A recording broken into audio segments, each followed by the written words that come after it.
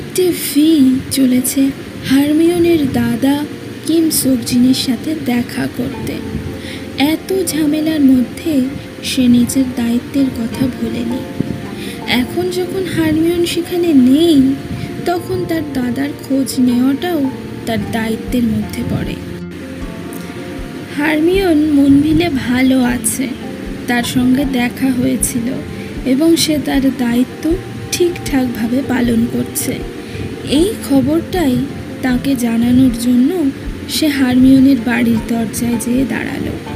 কয়েকবার দরজা ধাক্কানোর পর একজন কাশতে কাশতে এসে দরজা খুলল। কে এই লোকটা? তাকে দেখে চেনাই যাচ্ছে না। বিষের প্রভাব তার উপরেও পড়েছে। অবস্থা তার খুবই খারাপ। মিস্টার জিন, আপনি তো খুবই অসুস্থ। আমাকে ছাড়ো। আমার বোন কেমন আছে? ও ঠিক আছে, কাল ওর সাথে দেখা হয়েছিল। এই বিষ ওই মনভিলের হাকিম ছড়িয়েছে। ডিটেকটিভ আমার মনে হচ্ছে আমার দিন শেষ। আমার বোনকে তোমার দায়িত্বে দিয়ে গেলাম। আপনি কি বলছেন? এসব কিচ্ছু হবে না আপনার। আপনি চলুন হাসপাতালে, ওখানে আপনার চিকিৎসা হবে। আমাকে আর নিয়ে যেয়ে লাভ নেই। এমন কথা বলবেন না। প্রাসাদে একজন বড় ডাক্তার আছে, ডাক্তার হবি। তিনি ঠিকই প্রতিষেধক তৈরি করে ফেলবে। কারো কিচ্ছু হবে না, মনে জোর রাখুন।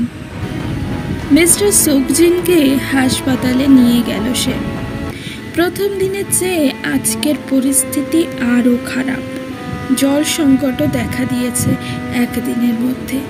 কেউ সাহস করে জল খেতে ভরসা পাচ্ছে না। রাজামশাই প্রাসাদে বসে হুকুম দিলেন দ্রুতই বিশুদ্ধ জলের ব্যবস্থা করা হোক। হাসপাতালের মধ্যে ভিড় অনেক সময় ছিল।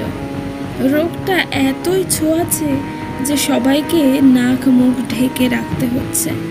যারা বিষাক্ত জল খায়নি তারাও অসুস্থ হয়ে পড়ছে রোগীর সংস্পর্শে এসে। এই অবস্থায় হাসপাতালে বেশি সময় থাকা বিপজ্জনক। ভিড় চলে আসতে যাবে, হঠাৎই চিৎকার করে একজন কেঁদে উঠল।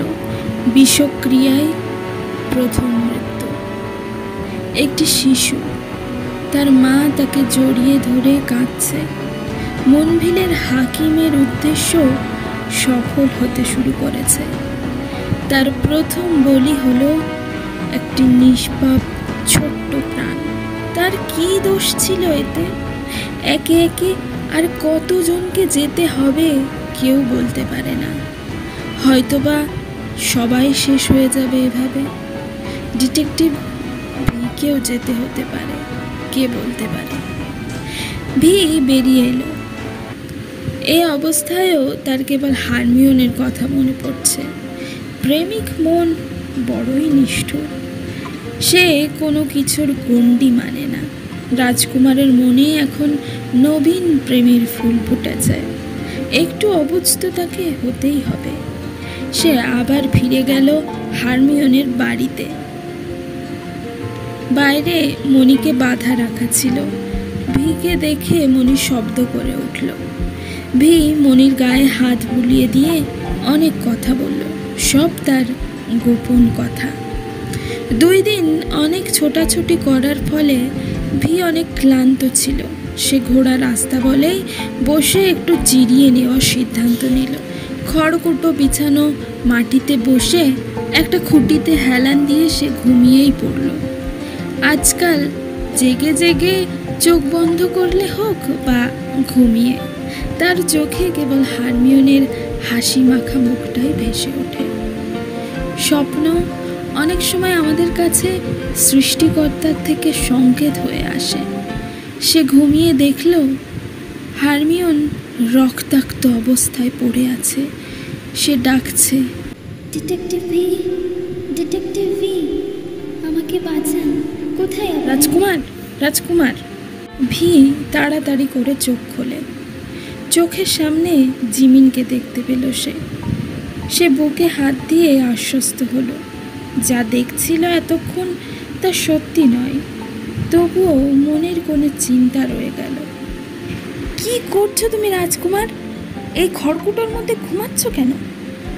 রাজকুমার উঠে দাঁড়ায়, গা থেকে ধুলো ঝাড়তে ঝাড়তে বলল, কি করছো কি জিমিন? আসতে বলো, যেখানে সেখানে রাজকুমার বলে ডাকা বন্ধ করো। ভুল হয়ে গেছে ডিটেকটিভ ভি, আমাকে ক্ষমা করুন। কি জন্য এসেছো সেটা বলো। রাজামশাই খবর পাঠিয়েছে। জিমিন একটা কাগজ ভিয়ের হাতে দিল। ভি সেই কাগজখানা খুলে দেখে বলল, তাহলে আর দেরি করা ঠিক হবে না। এমনিতেই আমার মন বলছে হারমিওন বোধহয় ধরা পড়ে গেছে। কিসের একটা শব্দে হারমিওনের ঘুম ভাঙল। কারাগারের ভেতরে মেঝেতে লুটিয়ে পড়ে আছে সে যেন একদল ঘোড়ার পায়ের শব্দ শুনতে পেয়েছে। দুর্গের ভেতরে পাথরের দেয়াল ভেদ করে কোনো শব্দই আসার কথা নয়। আসলে স্বপ্ন দেখছিল সে, একটা অদ্ভুত স্বপ্ন। এই ধরনের স্বপ্নের পেছনে কোনো যুক্তি সে খুঁজে পেল না। সে ভাবতে থাকে, ডিটেকটিভ ভি কি জলে বিষ মেশানোকে রুখতে পেরেছে, নাকি এতক্ষণে রাজ্যের অর্ধেক মানুষ বিষক্রিয়ায় মারা গেছে? তার দাদা কেমন আছে? হারমিওনের চোখে জল ভরে আসে। এই কোন মহা বিপদের মাঝে সে আটকে পড়েছে? এখান থেকে কি সে কখনো ফিরতে পারবে? কিন্তু এ রাস্তা তো সহজ নয়, তা সে জেনে শুনেই এসেছে। তবে কেন তার এত কান্না পাচ্ছে? তার দাদার কথা মনে পড়ছে, বাড়ি ফিরতে ইচ্ছা করছে। হঠাৎই আবার শব্দ হলো, কারাগারের লোহার দরজা খোলার শব্দ। হারমিওনের মাথায় একটা বুদ্ধি খেলে গেল। একজন খাবার নিয়ে এলো। হাকিম বলেছে এই খাবার তোকে দেয়া হবে যদি তুই মুখ খুলিস। বল, কে পাঠিয়েছে তোকে? সে হারমিওনের খুব কাছে চলে এলো। হাত দিয়ে তার চুলের মুঠি ধরতে যাবে, তখনই হারমিওন দিল তার পেটে এক লাথি। লোকটা ছিটকে যেয়ে আবার উঠে দাঁড়ালো। তবে রে, সে আবার এগিয়ে আসছে। লাথিটা মারার সময় হারমিওন লোকটির কোমরে থাকা ছুরিটি কায়দা করে বার করে নিয়েছিল। লোকটা কাছে আসতেই হারমিওন শক্ত করে দু হাত দিয়ে ধরা ছুরিটা লোকটার বুকে বসিয়ে দিল। লোকটা নিচে পড়ে ছটপট করছে। শয়তান, এটাই তোমার প্রাপ্য ছিল। তারপর হারমিওন কারাগার থেকে বেরিয়ে এলো। তার উদ্দেশ্য জ্যাকসনের কামরা, যে এই বিষ তৈরি করে হাকিমের কাছে এনেছে। হারমিওন ধরা পড়ার পর হাকিম মনভিলের অলি গলিতে কড়া নিরাপত্তা লাগিয়েছে। সবার চোখের আড়াল হয়ে জ্যাকসনের ঘরে যাওয়া অসম্ভব, তবে যেতেই হবে তাকে। রাজকুমার টেইহং তার কালো ঘোড়ায় চড়ে ছুটে চলেছে। পিছনে তার শখানেক ঘোড়সওয়ার। মাটি কাঁপিয়ে তুলেছে 100টি ঘোড়ার পদধ্বনি। আকাশ জুড়ে ধ্বনিত হচ্ছে ঘোড়সওয়ারিদের গর্জন।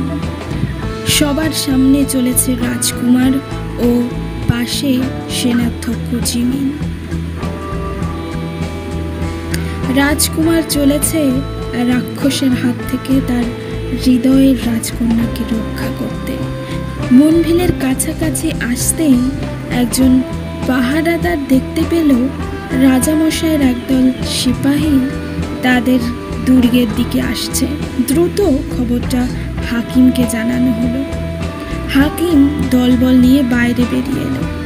হারমিওন বুঝতে পারল না বাইরে কি এমন হয়েছে যে সবাই ছুটে সেদিকে যাচ্ছে। সে ভাবল এই সুযোগ। সে জলদি জ্যাকসনের ঘরে যেয়ে একটা কাঠের বাক্স বের করে আনলো। তারপর দুর্গের গোপন পথ দিয়ে হাঁটা শুরু করলো। জায়গাটা একটা সুড়ঙ্গ। এটা যে শেষ হয়েছে দুর্গের পেছনের দিকের জঙ্গলে। হারমিওন তাড়াহুড়ো করে হাঁটতে যেয়ে পাথরে ধাক্কা খেয়ে পায়ে চোট পেল। রাজকুমার তার সৈন্য নিয়ে মনভিলের সামনে আসতেই উপর থেকে তীর বর্ষণ হতে লাগলো। ঢাল তৈরি করে তারা তীর থেকে বাঁচল। দুর্গের প্রবেশদ্বার বন্ধ। রাজামশাইয়ের আদেশ, যে কোনো মূল্যে ওই হাকিম উইলিয়ামকে গ্রেপ্তার করে তার সামনে আনা হোক। রাজকুমারের সৈন্যদল তখন দুর্গের দরজায় ধাক্কা দিয়ে দিয়ে দরজা ভাঙার চেষ্টা করল। লোহার দরজা এত সহজে ভাঙা সম্ভব নয়। যে দুজন তীরন্দাজ উপর থেকে তীর বর্ষণ করছিল, সুযোগ বুঝে রাজকুমার ও সেনাধ্যক্ষ জিমিন দুজনে মিলে দুই তীরন্দাজকে পাল্টা তীর ছুঁড়ে ঘায়েল করে দিল। হাকিম দাঁড়িয়ে সবটা দেখছিল। এইসব ওই আলেকজান্ডার কাজ। তাহলে কিং আর্থার পাঠিয়েছে তোকে, না? তখনই একজন বলল, হাকিম, আলেকজান্ডার পালিয়েছে। হাকিম চিৎকার করে উঠল, কি করে হয়? তোরা কোথায় ঘুমাচ্ছিলি? জ্যাকসন, আর কোনো উপায় নেই, ওরা এক্ষুনি দরজা ভেঙে ফেলবে। চলো, আমাদের পালাতে হবে।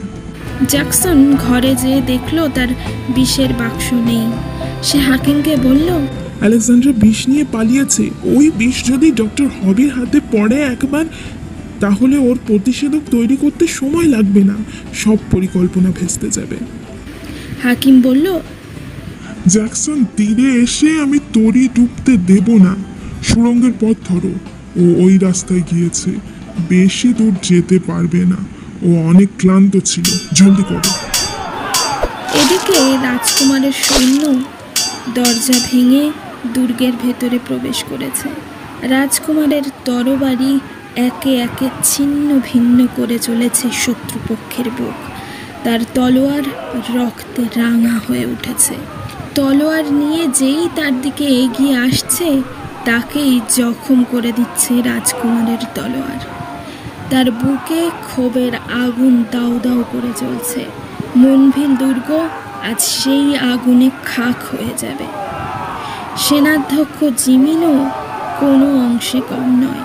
সূর্যের আলোতে ঝিলিক মেরে উঠেছে শক্ত হাতে ধরা তার তরবারি, এই রাক্ষসপুরীর প্রতিটা রাক্ষসের বুক চিরে দেওয়ার জন্য। কমান্ডার জিমিন বলল, রাজকুমার, তুমি যাও, হারমিওনকে বাঁচাও, আমি এদিকটা সামলে নেব। সেনাদের গর্জন, শত্রুপক্ষের আর্তনাদ ও তলোয়ারের ঠোকাঠুকিতে মুখরিত হয়ে উঠেছে মনভিল ক্যাসল। ডিটেকটিভ ভি ভিতরে গেল।